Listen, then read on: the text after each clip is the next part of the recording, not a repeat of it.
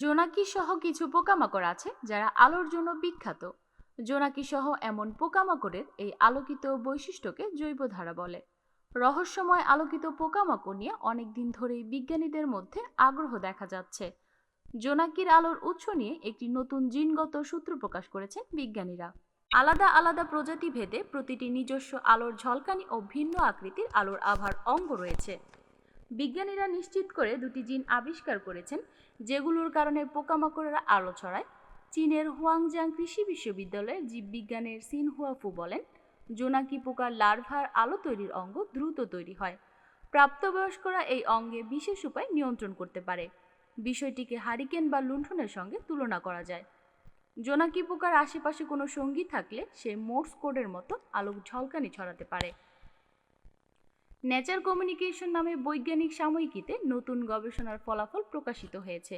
চীনে ধান খেতে জলজ প্রজাতির জোনাকি পোকা পাওয়া যায়, যা অ্যাক্রোটিয়া লেই নামে পরিচিত। এই জোনাকির ডিনোম ডিকোড করেছেন বিজ্ঞানীরা। গবেষণার সময় জোনাকির হালকা অঙ্গের গঠন, সক্রিয়করণ ও অবস্থানের জন্য দুইটি জিনের খোঁজ মেলে। এলআবিডি বি ও LUNC4 নামের দুটি জিনের কারণে জোনাকি আলো ছড়ায়। দুটি জিন বেশ চমকে দেয় বিজ্ঞানীদের। এই জিন সাধারণভাবে জোনাকির বিকাশের সহায়তার জন্য পরিচিত। আলো তৈরির জন্য যে কাজ করে তা জানা ছিল না অনেকেরই। এই বিজ্ঞানী বলেন, আমরা নতুন জিনের মাধ্যমে বুঝতে চেষ্টা করছি। এই জিনের কারণে পোকাগুলো আতশবাজির মতো আলোকিত করার ক্ষমতা প্রদর্শন করতে পারে। বিজ্ঞানী ফু 2000 সাল থেকে জোনাকি পোকা নিয়ে গবেষণা করছেন। তার গবেষণাগারে বছরে 6 লাখ জোনাকি চাষ করা হয়।